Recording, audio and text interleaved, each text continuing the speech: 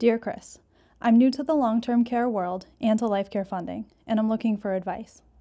I'm only in my mid-20s, but I already have experience being a caregiver for a loved one.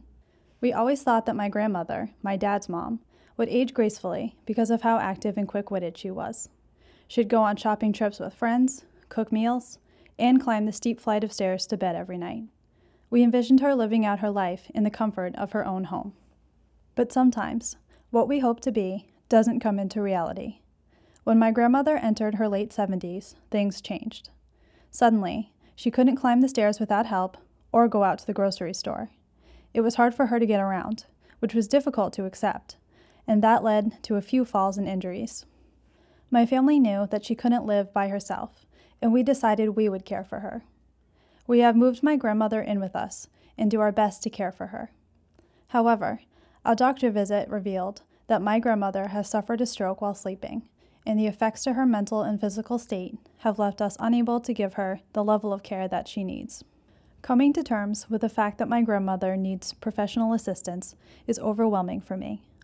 I know that there are different types of care, like assisted living or home care, but I'm not sure what each one entails. Could you explain what my options are? My grandmother has always been a big part of my life, and I really want to give her the type of care she needs. Thank you, Anita Park. Hi, Anita. Thanks for contacting us about your grandmother.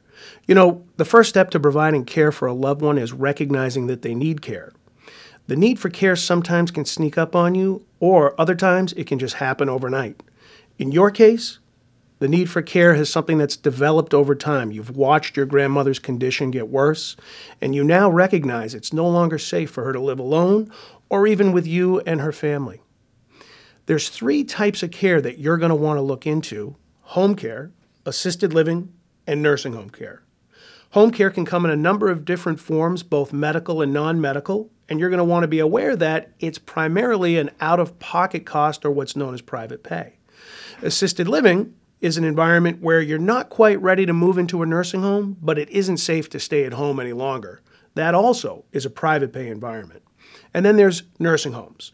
Nursing homes are a very specific licensed medical facility that Medicare will cover for short-term stays and Medicaid will cover for long-term stays.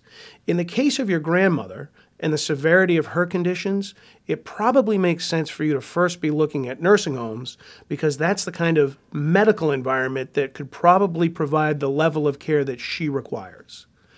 Anita, I hope everything goes well with your grandmother. Our mission is to do all we can to help families not only find the best forms of care, but also to understand how to pay for it.